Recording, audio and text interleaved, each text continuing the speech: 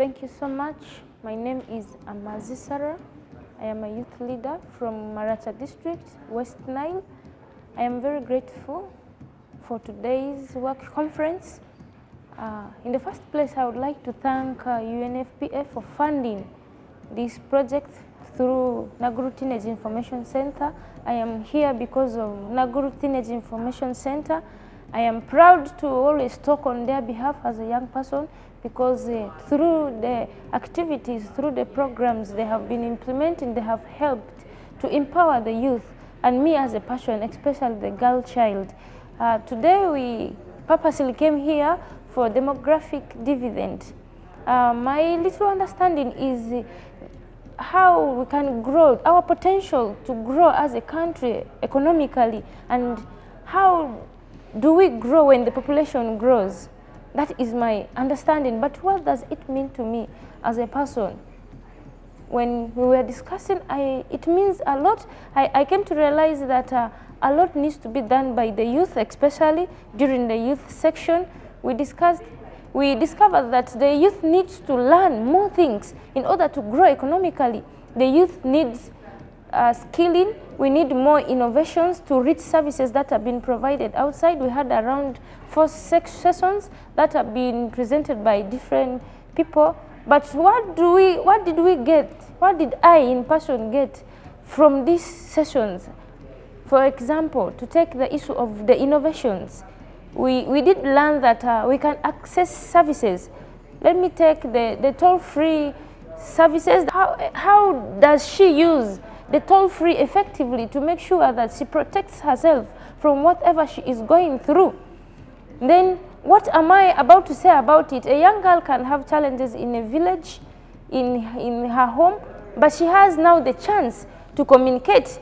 Why is this innovation important for this girl? Because she has somebody to back her, to communicate back to her. But what does it mean to us as a person, as a country? Do we get feedback of these communications we make with these girls? Do we follow them up? Why we are going to achieve the growth of a young girl through this innovation is if we follow this young girl out. If we are in a position to make sure we follow up the impact of whatever we engage ourselves together in with this young girl. Again, I also learned so much about skilling.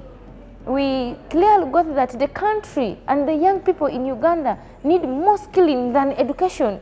We discovered that most of the population in Uganda are basing their hearts are on the white-collar job, which is not there regarding the high population of the young people that is growing. For example, in my district, the whole district, we are at a population of 82% of the district's population is for the people who are under 30 years old. What does this mean to us? This means that everybody almost in my district is a young person. It has a lot of work to do, meaning we are more than even the percentage that the Uganda has. I have got a lot that the districts up to the dot grassroots needs skilling of the youth.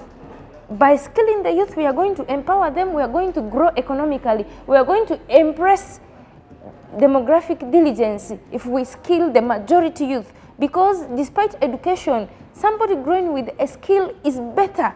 Because we need to be innovative, we need to identify a lot of things so that we grow very well. What does this mean? As a young person, to me, I need to fight to end teenage pregnancy. Why? Most of the young girls are dropping out of school. Taking from where Corona broke out, so many of our young girls were unable to continue with education. Why? Many of them got pregnant. Culture came in. You know, in our African culture, once a lady is pregnant, the next option is she gets married. Many parents looked at giving the hands of these young ones into marriage than making sure that they get back to school, get educated again. What do we mean? Can we go back and use the men to fight teenage pregnancy?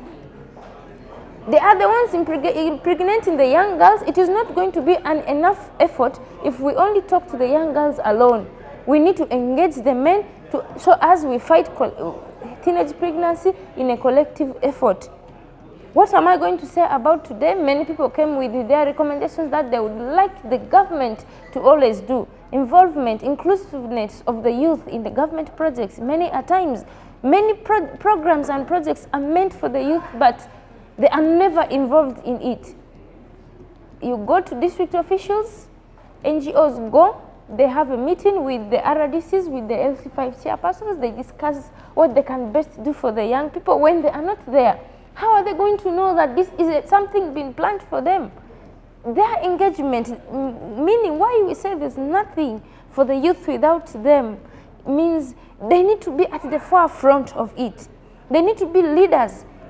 That will impress the peer influence into change. If my fellow sees change in me, this fellow is going to build the urge to be like me. We want to use ourselves as role models. It is our era to grow. It is time for the youth to grow. It's time to impress things to do with the youth. Thank you.